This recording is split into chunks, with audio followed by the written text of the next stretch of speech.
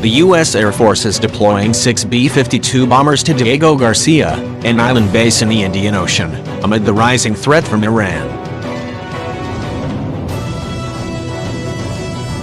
The move, which CNN first reported, was the latest in efforts by U.S. military officials to bolster resources near the Middle East.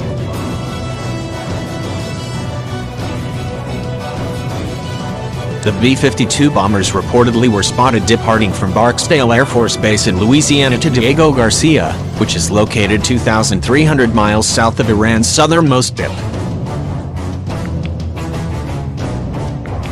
Each aircraft has 8 engines and is designed to carry a large cache of weapons including cruise missiles, conventional and laser-guided bombs, and nuclear gravity bombs.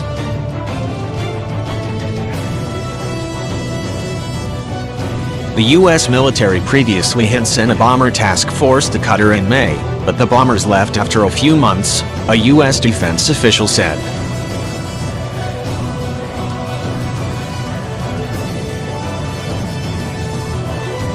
On Monday, Defense Secretary Mark Esper and General Mark Milley, the chairman of the Joint Chiefs of Staff, attempted to quell confusion about a letter circulating from the U.S. military telling Iraq that it would withdraw troops from the region a day after Iraqi lawmakers approved a resolution calling to expel U.S. troops from the country.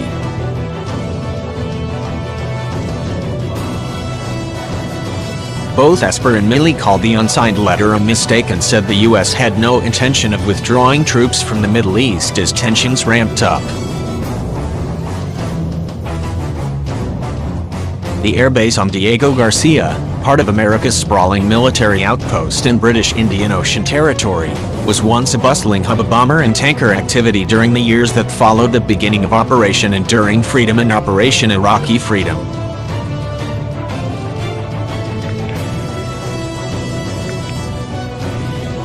Unbelievably, for years the U.S. Air Force flew thousands of sorties from the remote locales located 2,000 miles from Afghanistan and 3,000 miles from Iraq in what had to have been one of the most boneheadedly inefficient air combat operations of all time. Eventually, they realized basing these aircraft in the Persian Gulf, far closer to the action, would provide way more persistent combat capabilities, save lakes of jet fuel, and preserve precious flight time on America's aging bomber fleet.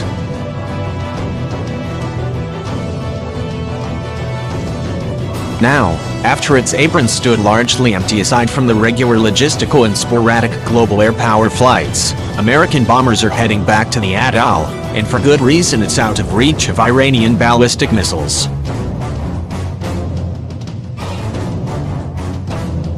The move comes as part of the continued buildup of U.S. forces in the Middle East and increasingly dire rhetoric between Washington, D.C. and Tehran following the deadly strike on Iran's Quds Force commander Qasem Soleimani last week.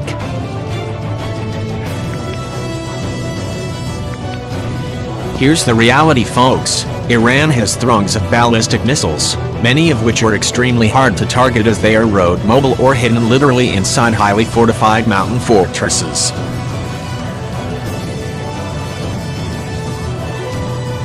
In fact, they can even be launched from these subterranean strongholds. If a major war erupted between Iran and the US, and or its Sunni Arab allies, within minutes, ballistic missiles will rain down on critical bases throughout the regions and especially on airfields.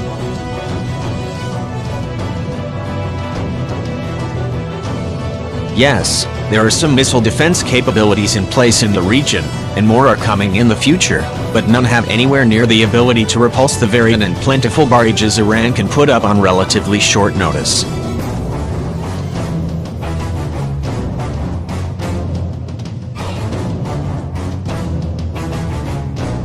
The idea that this isn't the case is utter fiction. Add and wave upon wave of cruise missiles and suicide drones, and you get the picture. Huge fixed bases are very vulnerable to Tehran's military capabilities, but only out to a certain distance from Iranian borders.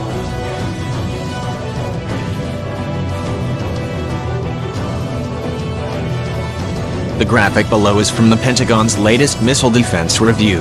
Note, Diego Garcia is outside the reach of even Iran's longest-range missiles. No other U.S. base set up to sustain bomber operations is closer to Iran than Diego Garcia.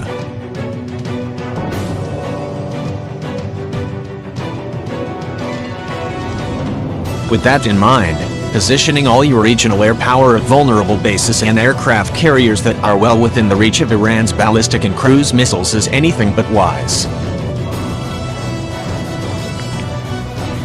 So, it seems, the Pentagon leveraged Diego Garcia once again to provide not just a ready force of bombers that can launch dozens of stealthy cruise missiles at Iran's most heavily defended targets and air defenses if called upon, but also one that can do so if Iran neuters American air power in the Persian Gulf region, even if just temporarily, due to a missile onslaught.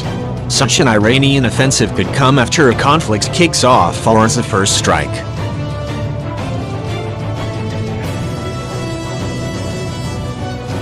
It wouldn't be fair if I didn't mention that some B-52Hs can also carry nuclear-tipped cruise missiles. It really isn't relevant to the tactical picture when it comes to Iran, but it is to the strategic one. It is a glaring reminder to Tehran that the US could do horrific amounts of damage with a single cruise missile volley if it wanted. It is well assumed that Diego Garcia is configured to handle nuclear weapons, unlike the Persian Gulf bases.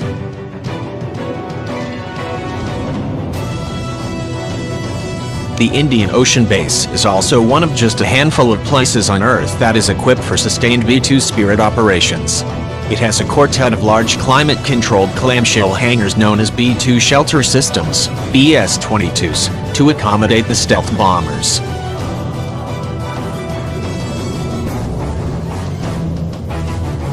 Sustained operations out of Diego Garcia would be necessary if a major conflict with Iran broke out, even just for one significant reason.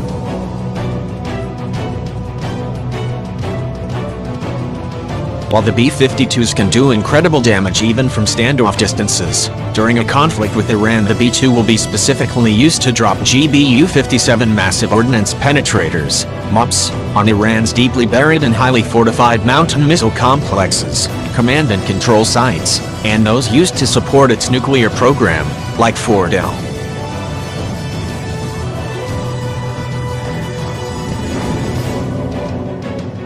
The 40,000-pound weapon, which the B-2 can carry two of, was specially designed and continues to be upgraded for this exact task and with Iran in mind.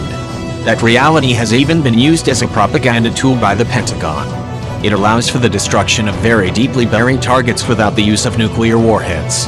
In other words, no other munition, aside from a penetrating nuclear weapon, can destroy those sites. You mob it, nuke it, or take it in a ground assault.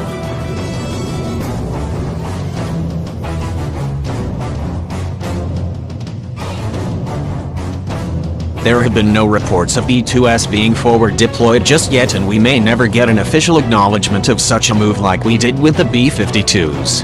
But if war were to break out, the B-2s would very likely use Diego Garcia at least as a forward arming, refueling, and maintenance point.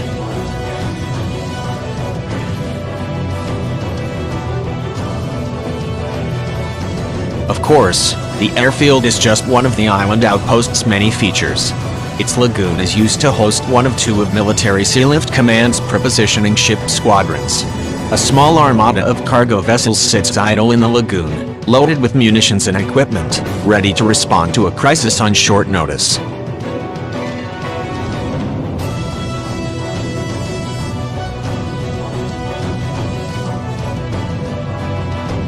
The island also supports space operations and other sensitive missions. It was widely rumored to be a black site that worked as part of the CIA's rendition program during the early global war on terror years, as well. But the utility that its big airstrip located in the center of the Indian Ocean, with the Middle East and Africa to its north and west, and Asia to its east, remains its most high-profile and critical capability.